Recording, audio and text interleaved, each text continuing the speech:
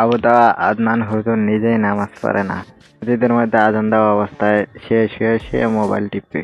কথাটি বললেন।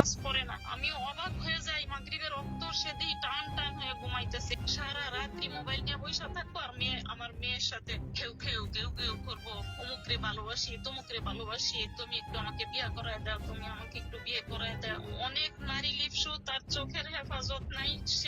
সে অহংকার এর বিরুদ্ধে করে আর কসম টি অপমানের লাইন ধরে ধরে তাসারের জবাব দিতে সক্ষম সহ বিগত বছরগুলোর কাজ জুলুমের লিখতে বলতে নাতে সক্ষম আদনান হুজুর পুরো পোস্টে ধরনের কসম কেটেছে, বলার চেষ্টা করেছেন এই কাজ করিনি, বলার চেষ্টা করেছেন জীবনে করব না, এই ধরনের কাজ করো কোনো লাভ নাই।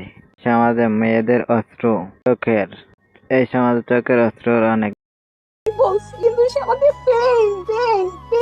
দাম। এরা যা বলে আপনাদের কাছে সেটাই সত্য হয়েছে। আদনান হুজুর কিছু বলতে চাচ্ছে না, তার ওয়াইফ আদনান হুজুরের বিরুদ্ধে বলছে। ওয়াইফের আম্মা আদনান হুজুরের শাশুড়ি অনলাইনে ভিত্তিতে এসে বিশ্লেষণ করা শুরু করে।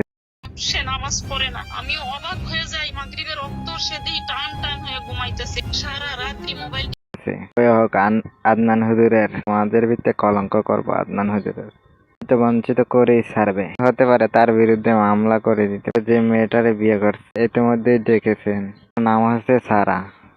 হুজুরের বিরুদ্ধে এক এক পোস্ট করে যাচ্ছিলেন একের পর এক। দুটি জামাই রয়েছে জানেন, 5 নাম্বার স্ত্রী আবু তোহা এই ভদ্র মহিলার 3 নাম্বার স্বামী। তাহলে আপনার সমীকরণটা মিলান, এই মহিলা তো 4 জনের পরের সিরিয়ালের, আর এই পুরুষটা হচ্ছে তার 2 জনের পরের সিরিয়ালের। দুজনের কেউই তো ভালো না, দুজনেই তো আপনার বাম্পার ফলনের আশায় আছে, তো কেউই ভালো না। এই মহিলাও খারাপ, এই তার স্বামীও খারাপ, দোনোটাকে নিয়ে শাস্তি দিয়ে দেওয়া। আদনান হুজুর হচ্ছে আর তৃতীয় স্বামী। তার সংসারটি বিস্তৃতের পথে গিয়েছে। ঠিক একটা জিনিস তুলে ধরেছেন 15 বছর আগে। এখানে বলা হয়েছে 15 বছর আগের প্রেমিকা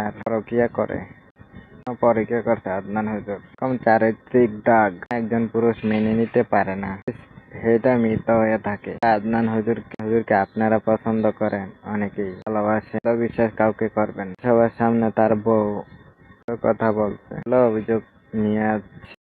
ডাকক বৃষ্টি তো কিছু হলেও পরে, সত্য অবশ্যই রয়েছে এর মধ্যে কেই দোয়া তুলসী পাতা না, কখনো ফেরস্তা হতে পারে না, একটু ভুল হইতেই পারে। ওয়াইফ অভিযোগটি তুলেছে ইন্ডিয়ার মধ্যে আলেম মাওলানাকে নিয়ে বসে কিন্তু সমাধান করতে পারতো। অনলাইনের মধ্যে নিয়ে এসে মানুষেরা সমালোচনা করবেই, এটা স্বাভাবিক। মানি লোকের মান যদি আল্লাহ তাআলা এভাবে শয়তান অনেক ভাবে মানুষকে প্রতারিত করতে রাখে, কেউ ডুবাইতে পারবো না। যদি এই কাজ করে না থাকেন, এই সত্যটা সবার সামনে একদিন আসবে। যদি তিনি এই কাজ করেই থাকেন, কেন করেছেন তা আপনারা জানতে পারবেন। সংসার স্বামী স্ত্রীর জন্য ভাঙে না, জানে একজন ব্যক্তিও থাকে, সে নামাজ পড়ে না, আমিও অবাক হয়ে যাই। কারণ ম্যাক্সিমাম সংসার তার মেয়ের মার কারণে ভাঙছে, ভেঙে যাচ্ছে। যেভাবে অভিযোগ করছে তার মাও সেভাবে অভিযোগ, শাশুড়িও করছে, মিলেমিশেই ইজ্জত ডুবাবে।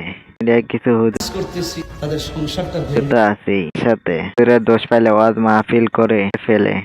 যতটুকু দেখেছি, অনেক সময় সে অনেক দেরি করে মাহফিলে পৌঁছায় এবং আমি নিজে এটা বুঝি না তারা হুজুর মাওলানা সমাজের নেতা, আমাদের ইসলামের সঠিক পথ দেখাবে, চাই না তাদের ইজ্জত করুক। চেষ্টা করবো তাদের ইজ্জত ধরে রাখার। কেন নিজেরা বিভক্ত হয়ে থাকবো ভাই? হে হেফাজত, হে চরমনাই, পূজারি মাত এগুলা বলে হয়ে থাকেন।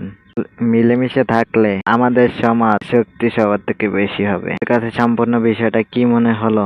হুজুর কি এমন কোনো অপরাধ করেছে নাকি ফাঁসাতে চাচ্ছে? কমেন্ট করে জানাবেন, চাই আপনাদের মূল্যবান মতামত। শেষ কথা একটাই, মানুষ কিন্তু একটাই, কিন্তু মানুষের জন্য। আসসালামু আলাইকুম, আল্লাহ হাফেজ।